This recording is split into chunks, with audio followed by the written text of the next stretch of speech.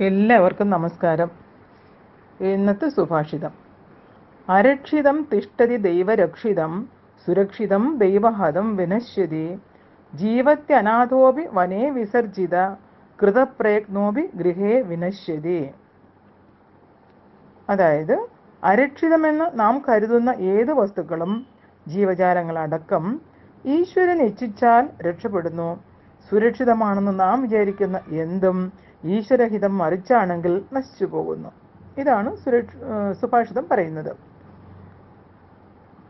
ജീവത്തെ അനാഥോപി വനേ വിസർജിത. ജീവിതത്തിൽ നമ്മൾ അനാഥനായിട്ട് വനത്തിൽ ഉപേക്ഷിക്കപ്പെട്ടാൽ പോലും ദൈവം നമ്മളെ രക്ഷിക്കണമെന്ന് കരുതുന്നുണ്ടെങ്കിൽ നമ്മൾ അനാഥനാവില്ല, നമ്മൾ രക്ഷിക്കപ്പെടും. അതേസമയം കൃതപ്രയത്നോപി ഗൃഹേ വിനശ്യതി. വളരെ ശ്രദ്ധയോടെ പരിചരണം ചെയ്ത് വീട്ടിൽ എല്ലാവരോടൊപ്പം സനാഥനായിട്ടിരിക്കുന്ന സമയത്തും ഈശ്വരാനുഗ്രഹമില്ല, ഈശ്വരൻ കൈവിട്ടു എങ്കിൽ നമ്മൾ ഇല്ലാതാവും എന്നാണ് സുഭാഷിതം പറയുന്നത്. വളരെ ശരിയാണ്. കാരണം ഈ എത്ര വലിയ വാസ്തവമായ വാക്കുകളാണിത്. ഈ പ്രപഞ്ചത്തിൽ സംഭവിക്കുന്ന എല്ലാം ഈശ്വര നിശ്ചയപ്രകാരമുള്ള കാര്യങ്ങൾ മാത്രമാണ്. നമുക്ക് പലപ്പോഴും തോന്നും എൻ്റെ മിടുക്ക് കൊണ്ടാണ് പലതും സാധിച്ചതെന്ന്. അതുകൊണ്ടാണ് നാം പലപ്പോഴും പറയുന്നത് ഞാൻ ഇല്ലെങ്കിൽ കാണാമായിരുന്നു എന്ന്. തക്ക സമയത്ത് ഞാൻ അവിടെ ഇടപെട്ടത് കൊണ്ടാണ് കാര്യങ്ങൾ ഭംഗിയായത് എന്ന്. ആലോചിച്ച് നോക്കൂ, ആ സമയത്ത് അവിടെ ചെല്ലാൻ അല്ലെങ്കിൽ ഇടപെടാൻ നിർദ്ദേശിച്ചതാരാണ്? നമ്മുടെ ബുദ്ധി അല്ലേ? ആ ബുദ്ധിയിൽ അങ്ങനെ തോന്നിപ്പിച്ചതാരാണ്? അതാണ് ബോധം, അതായത് ദൈവം. നമ്മളെല്ലാം ഈ ഭൂമിയിലേക്ക്, പ്രപഞ്ചത്തിലേക്ക് വന്നപ്പോൾ തന്നെ നമുക്കറിയാം, ഒരു മരുന്ന് ബോട്ടിലിൽ എങ്ങനെയാണോ മാനുഫാക്ചറിങ് ഡേറ്റും എക്സ്പയറി ഡേറ്റും എഴുതി വെച്ചിരിക്കുന്നത്, അതേപോലെ തന്നെയാണ് നമുക്കും ഒരു മാനുഫാക്ചറിങ് ഡേറ്റും ഒരു എക്സ്പയറി ഡേറ്റും ഉണ്ട്.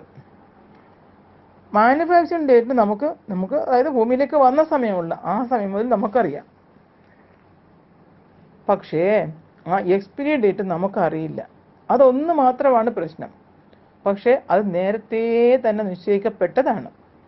നമ്മൾ ജനിക്കുമ്പം തന്നെ നമ്മുടെ മരണവും കുറിക്കപ്പെട്ട് കഴിഞ്ഞു. ഈ ഭൂമിയിൽ എത്ര കാലം നമ്മൾ ജീവിക്കണം എന്നുള്ളത് മുൻകൂട്ടി നിശ്ചയിക്കപ്പെട്ടതാണ്. നമ്മൾ വന്നതിന് ശേഷമല്ല, നമ്മൾ ജനിക്കുന്നതിന് മുമ്പ് തന്നെ എത്രയും നമ്മുടെ കാലാവധി, നമ്മുടെ ആ ഡേറ്റ് തീരുമാനിച്ചതാണ്. അതുകൊണ്ട് നമുക്ക് നമ്മുടെ ജീവനെ പിടിച്ചു നിർത്താൻ സാധ്യമേ അല്ല. എന്തിൻ്റെ പേരിലും മുഴുവനും, ബന്ധുബലം മുഴുവനും ഉണ്ടെങ്കിലും, ധാരാളം സമ്പത്തുണ്ടെങ്കിലും, എന്തെല്ലാം ഉണ്ടെങ്കിലും ശരി, ജീവനെ പിടിച്ചു നിർത്താൻ ആർക്കും പറ്റില്ല എന്നുള്ളത് ഒരു നിത്യമായ സത്യമായ കാര്യമാണെന്നുള്ളത് നമുക്കെല്ലാം എത്രയോ അനുഭവമുള്ളതാണ്, നമ്മൾ കണ്ടുകൊണ്ടിരിക്കുന്നതാണ്. എത്ര പണമുള്ളവരാണെങ്കിലും ശരി, ഒരു മരണത്തിൽ നിന്ന് രക്ഷപ്പെടുത്താൻ ആർക്കെങ്കിലും സാധിക്കൂ? അത് എന്തുകൊണ്ട് രക്ഷപ്പെടുന്നു? അവിടെ നമ്മുടെ ആയുസ് തീർന്നിട്ടില്ല, അവിടെ ദൈവം നിശ്ചയിച്ചു, ഈ എക്സ്പയറി ഡേറ്റ് ആയിട്ടില്ല എന്ന് ദൈവം നിശ്ചയിച്ചത് കാരണം നമ്മൾ പോകുന്നില്ല. ചികിത്സയുടെ ഇതുകൊണ്ടൊന്നുമല്ല നമ്മൾ ജീവൻ പോകാതിരിക്കുന്നത്. ചികിത്സ നമ്മൾ അസുഖം ഭേദമാക്കും. പക്ഷേ ജീവൻ രക്ഷപ്പെടണമോ ഇല്ല ജീവൻ പോകണമോ എന്നുള്ള കാര്യം നിശ്ചയിക്കുന്നത് മരുന്നുകളല്ല, ഡോക്ടർമാരല്ല. അത് നേരത്തെ കൂട്ടി ആ ജഗദീശ്വരന അഭിഷകുരൻ, ആ വൈദ്യൻ, ആ ഭഗവാൻ നേരത്തെ കൂട്ടി നിശ്ചയിച്ചതാണ് നമ്മൾ എത്ര കാലം ഇവിടെ ഉണ്ടാവണമെന്ന്. അതിനനുസരിച്ചതാണ്. അതുകൊണ്ടാണല്ലോ ഡോക്ടർമാരൊക്കെ ഒരു വലിയ ഓപ്പറേഷൻ കാര്യങ്ങളൊക്കെ എല്ലാം കഴിഞ്ഞ് ആ ഒരു ഇത് വരുന്ന സമയത്ത് ഇനി നിങ്ങൾ പ്രാർത്ഥിച്ചോളൂ എന്ന് പറയുന്നത് എന്തുകൊണ്ടാണ്? ഇനിയെല്ലാം ദൈവത്തിൻ്റെ കയ്യിൽ എന്ന് ദൈവത്തിന് വിട്ടുകൊടുക്കുന്നത് ദൈവത്തിൻ്റെ കയ്യിലാണ്.